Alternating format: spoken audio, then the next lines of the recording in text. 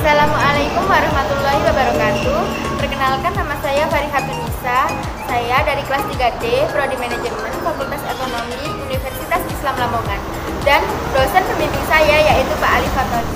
Di sini saya akan menjelaskan tentang obligasi dan penilaian obligasi, peringkat obligasi, macam obligasi, inflasi dan suku bunga, faktor-faktor yang menentukan yield obligasi. Yang pertama, obligasi dapat didefinisikan sebagai utang jangka panjang yang akan dibayar kembali pada saat jatuh tempo dengan bunga yang tetap. Jika ada, nilai utang dari obligasi akan dibayarkan pada saat jatuh temponya dan dinyatakan dalam surat utangnya. Bunga dari obligasi adalah tetap, misalnya 14% setahun dan sudah ditentukan karena obligasi membayar bunga yang besarnya tetap. Maka obligasi dikenal juga sebagai sekuritas pendapatan tetap. Nilai maturity obligasi. Nilai maturity atau disebut juga dengan nilai jatuh tempo adalah nilai yang dijanjikan akan dibayar pada saat obligasi jatuh tempo. Nilai maturity ini juga mewakili nilai nominal atau nilai per value atau nilai tampang dari obligasi. 2. Nilai pasar obligasi. Nilai pasar obligasi market value adalah nilai jual obligasi yang terdaftar di pasar modal pada saat tertentu. Nilai obligasi dapat berupa nilai maturity, nilai pasar, dan nilai intrinsik. Selanjutnya, peringkat obligasi. Peringkat obligasi adalah opini tentang kelayakan kredit dari penerbit obligasi berdasarkan faktor-faktor resiko yang relevan.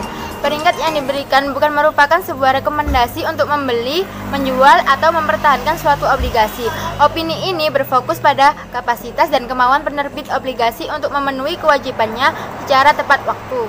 Di sini saya akan menyebutkan macam-macam obligasi. 1. Berdasarkan penerbit, ada obligasi pemerintah, ada obligasi munikipal, ada obligasi korporasi.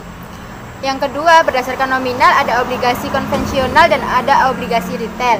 Yang ketiga, ada berdasarkan imbal hasil, ada obligasi konvensi imbal hasil, obligasi syariah imbal hasil.